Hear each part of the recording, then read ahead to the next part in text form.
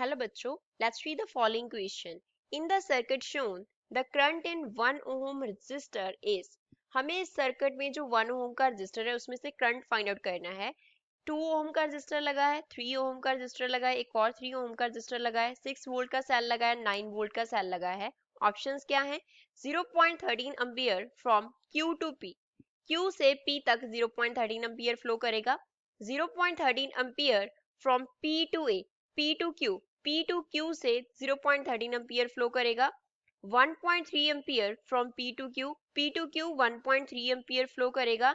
और D 0 ampere या फिर 0 एम्पियर करंट इसमें से फ्लो करेगा. First of all we will talk about the key concept of the question. इस क्वेश्चन में यूज की कॉन्सेप्ट क्या है? तो इस क्वेश्चन पे अप्लाई होंगे किरचॉफ्स लॉज. किरचॉफ्स लॉस इस क्वेश्चन में अप्लाई होंगे. According to that summation of I R हम जीरो के इक्वल लिखेंगे और we can say summation of voltage is equals to zero. इस लॉ को यूज करके हम अब क्वेश्चन को क्या करेंगे? सॉल्व करेंगे. मैं टू लूप्स कंसिडर करेंगे. पहले तो फर्स्ट लूप कंसिडर करते हैं, ये वाली. इसको मान लिया लूप नंबर 1 एंड ये मान लिया सेकंड लूप. इसको कंसिडर कर रहे हैं सेकंड लूप. अब करंट जो फ्लो कर रहा है यहां से हम ले रहे हैं कि इसमें करंट फ्लो करता है आई, और इसमें जो ये वाला लूप बन गया इसमें हम मान लेते हैं करंट फ्लो कर रहा है I1. तो 1 ओम में से कितना करंट फ्लो करेगा? I माइनस I1 करंट जो है वो 1 ओम में इन डाउनवर्ड डायरेक्शन क्या करेगा? फ्लो करेगा.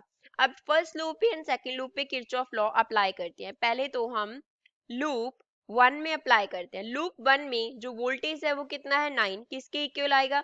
2 में से करंट फ्लो कर रहा है I प्लस 1 में से कितना करंट फ्लो कर रहा है? 1 ओम में से I माइनस I1 फ्लो कर रहा है. इस पे 3 ओम का भी रजिस्टर लगा है तो 3 से कितना करंट फ्लो कर रहा है? I फ्लो कर रहा है. तो इसको फर्दर सॉल्व करते हैं. तो 9 किसके इक्वल आ गया? 2I plus 3I. ये क्या बन गया? 5I plus I minus I1. तो इसको हम लिख सकते हैं 9 is equals to 6I minus I1. Consider the question number 1. अब इसी तरीके से हम लूप 2 पे किरचॉफ लॉ अप्लाई करेंगे. लूप 2 के लिए 6 का सेल है इज इक्वल्स टू. अब जो करंट है 3 ओम में से वो कितना पास कर रहा है? I1 पास कर रहा है प्लस 1 में से जो करंट फ्लो करेगा. अब हम सेकंड लूप लगा रहे हैं तो हम उल्टा लगाएंगे. यहाँ पे हम क्या लिखेंगे? I1 माइनस I लिखेंगे क्योंकि सेकंड लूप है.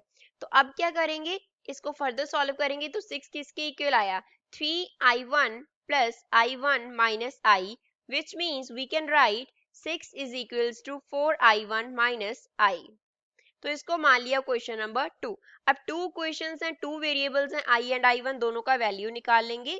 फर्स्ट क्वेश्चन क्या है? 9 is equals to 6I minus I1 and second question क्या है? That is 6 is equals to 4I1 minus I. अब पहले में से हम I का वैल्यू निकाल लेते हैं, दूसरे में फिल कर देंगे. पहले में लिखेंगे 9 plus I1 is equals to 6I. So यहाँ से I का वैल्यू कितना आ गया? 9 plus I1 divide by 6. Second में फिल करते हैं. सेकंड में फिल करेंगे तो क्या बनेगा? 6 is equals to 4I1 minus 9 plus I1 divide by 6. अब 6 क्या हो जाएगा? 4 के साथ मल्टीप्लाई हो जाएगा. Then we can write 6 is equals to 6 into 4 is 24. I1 minus 9 minus I1 divide by क्या हो गया? यहाँ पे 6 हो गया. अब 6 के साथ मल्टीप्लाई हो जाएगा तो 36 किसके इक्वल आ गया? 24 I1 से हम I1 माइनस कर देते हैं तो ये बन गया 23 I1 माइनस 9. तो 9 इस तरफ आके प्लस हो जाएगा. 36 plus 9 is equals to 23 I1. तो इन दोनों को ऐड करेंगे तो क्या मिलेगा? 45 इज इक्वल्स टू 23 I1. तो यहाँ से I1 का जो वैल्यू है वो आएगा 1.956 एंड यूनिट्स क्या होंगे? एम्पियर. अगर हमने I1 फाइंड आउट कर लिया तो हम I भी फाइंड आउट कर सकते हैं.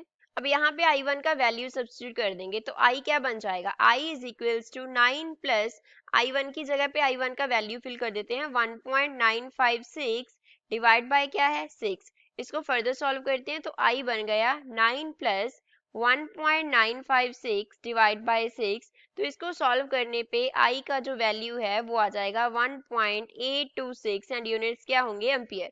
अब I का वैल्यू ये आ गया और ये क्या है? I1 का वैल्यू. हमने डायग्राम में देखा कि जो 1 ओम का रजिस्टर है, 1 ओम का रजिस्टर है उसमें जो करंट फ्लो कर रहा है, करंट फ्लो वो हमने कितना लिया था, I माइनस आई वन के इक्वल लिया था। तो जो नेट करंट होगा I जो 1 ओम में से फ्लो करेगा वो कितना होगा, I का वैल्यू कितना आया है हमारे पास 1.826 माइनस आई वन का वैल्यू 1.956। तो इसको सब्ट्रैक्ट करने पे हमारे पास आई नेट का जो वैल्यू है वो आएगा माइनस 0.13 एम्पियर। तो अब ये वैल्यू क्या आ रही है, नेगेटिव आ रही है, वैल्यू नेगेटिव आ रही है from P to Q। But हम पॉजिटिव वैल्यू लेंगे तो हम क्या लिखेंगे कि जो आई नेट फ्लो करेगा वो कितना होगा 0.13 एम्पियर होगा from Q to P। Positive में लेंगे तो डायरेक्शन क्या हो जाएगा, रिवर्ट हो जाएगा। तो यही इस क्वेश्चन का फाइनल आंसर होगा। The final answer is The final answer is 0.13 ampere from Q to P। तो गिवन ऑप्शन में से फर्स्ट क्या है, करेक्ट ऑप्शन है। I hope you understood it well. Thanks.